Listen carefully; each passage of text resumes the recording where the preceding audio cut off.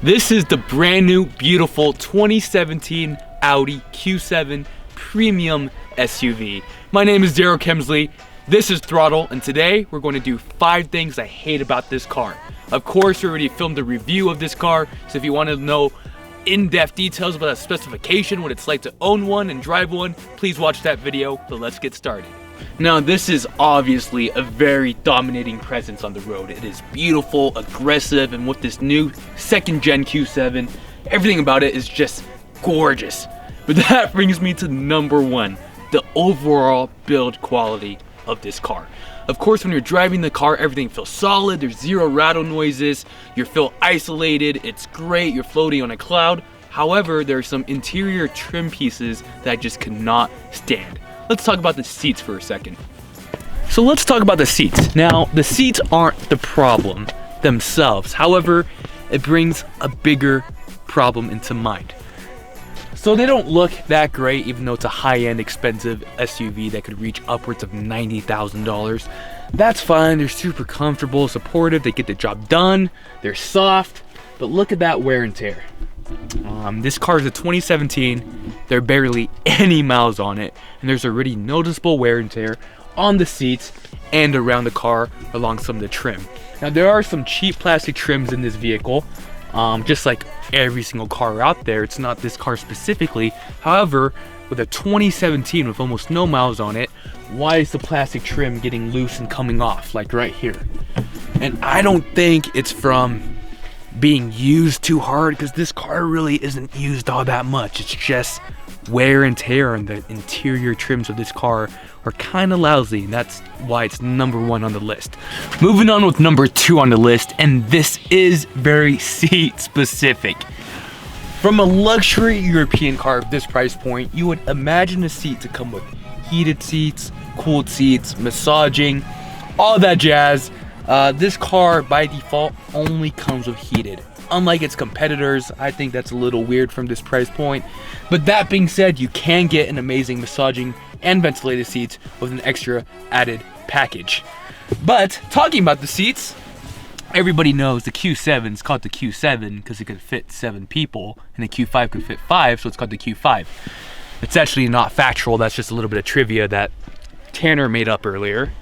But if you come over here, $80,000 car, it's manual, not automatic, that's fine. And then you get the seat up. If Daryl could figure it out. I only run a car YouTube channel, who cares?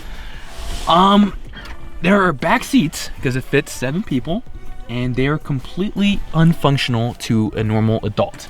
And to be perfectly honest, I'm not even too sure that children could fit back there. There's just no room for legs. And to demonstrate this, we will have Tanner sit back there. I'm not going to try, man.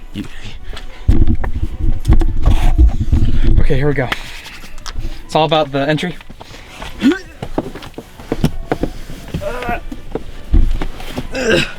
Oh, honey. Do you have any headroom? Oh, I can't even fit my legs. Let's try to. I'm gonna have to. So it does work. Comfortable. Are you sitting sideways? Or? Yep, I can't move. Okay, so he's sitting completely sideways, has no headroom, and this seat is reclined forward. I'm 5'7". So if you're going to name your car Q7, at least make it a true 7-seater. Moving on to number 3. The driving experience of this car is actually really awesome. You're in an isolated cabin, no road noise. The virtual cockpit really adds to the experience. There's a lot of power to the car, not too much, but it's not too slow by any means. However, what I do not like about it is the way the steering feels. It is very loose, and that does not mean that it's not precise, because it's still very precise.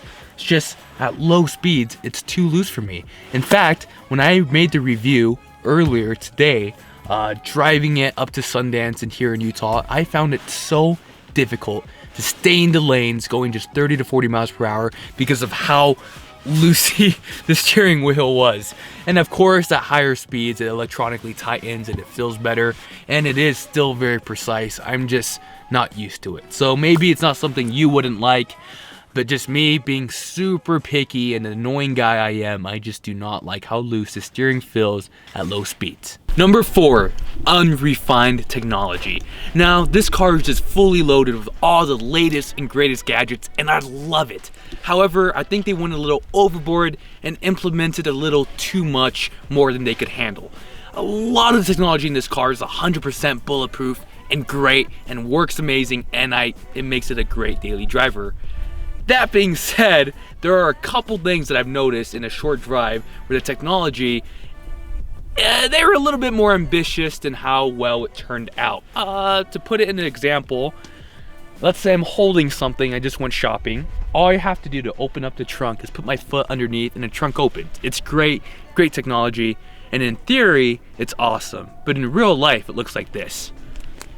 I have something, I'm walking to my $80,000 car, I'm feeling cool, I'm about to show off, there's a cute girl over there, she sees me, she's like, oh my gosh, how's he gonna open up that trunk? Whoa, all I gotta do is, hey, just give me a minute.